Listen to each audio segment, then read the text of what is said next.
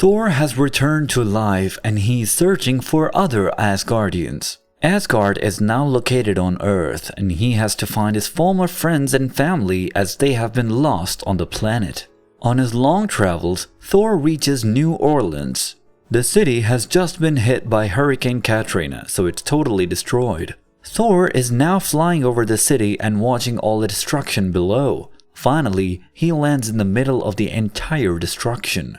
He sees flooded streets, houses totally ruined, and people injured all around him. Thor starts to walk around and think about all this destruction. He feels ashamed that he was not here to stop it. Also, he wonders where the other heroes were. Why did nobody stop this? Why did nobody help these poor people?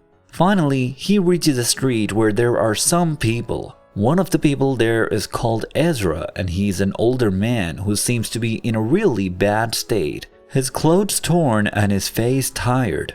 Ezra hates that Thor has now appeared. He is furious at the hero for not coming here sooner and helping the people.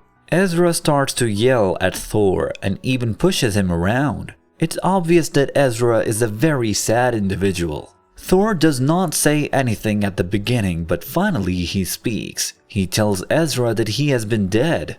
That is the reason he could not come and help the people. For a moment, Ezra stops with his insults, but then he continues. He tells Thor that his death does not change the fact that he failed these people. Ezra then tells Thor that he can only stay here if he is ready to help. Otherwise, he should get lost as he is useless.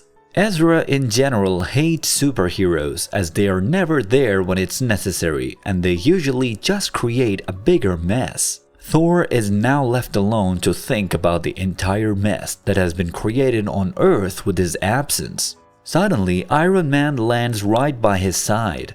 Iron Man tries to be friendly with Thor and tells him that he's glad that Thor is alive. Thor is silent. It's obvious that he's not in the mood for Tony and his narc. Tony tries to calm down the situation but his usual humor before going straight down to business.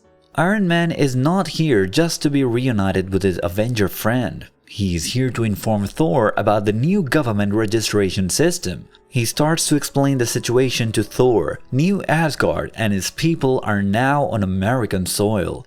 That cannot just remain like it is. Asgard is now the property of America, and all those Asgardians have to register.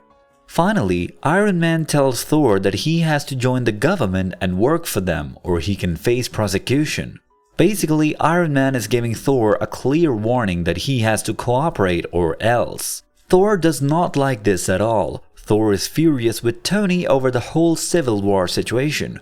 Thor was friends with Tony when they were Avengers, but after Thor died, Tony did something horrible. Not only did he start the Civil War events, he also created a Thor clone. He used Thor's genetics to create a monster for his own plans. Thor cannot forgive this and he now yells at Tony. Suddenly, giant bursts of lightning starts to appear as Thor gets mad at his former friend. Iron Man tries to explain the situation but Thor is not in the mood to listen at all. Iron Man feels like he has no choice, so he shot Thor with his blast from his powerful reactor.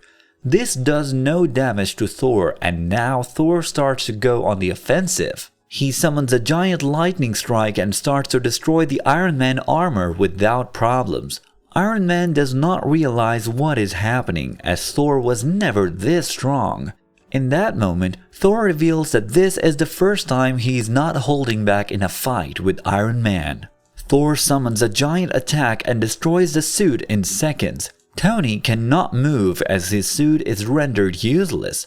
Thor then takes off his mask and makes a final declaration and warning. Thor wants Tony to leave Asgard and its people alone, or else he and his government will learn the true meaning of the God of Thunder. Thor will also eliminate anyone who tries to attack Asgard. This is a promise. Tony realizes that he cannot fight nor recruit Thor. He then comes up with a new idea. Asgard will have diplomatic immunity and the government will not get involved. Thor is satisfied with this deal and he walks away from his former friend.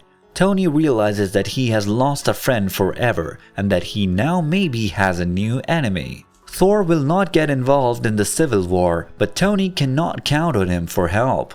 Thor decides to talk with Ezra. He finds the poor man on the bridge.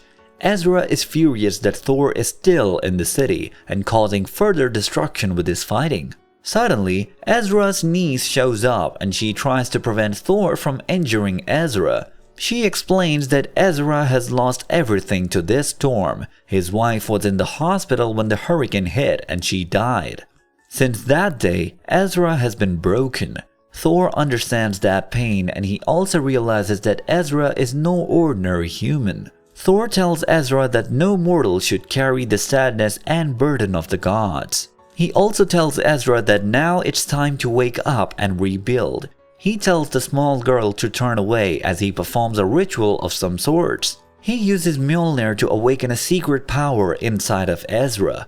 Lightning strikes and Ezra is changed forever. An armored warrior appears and it's revealed that Ezra was Heimdall the entire time.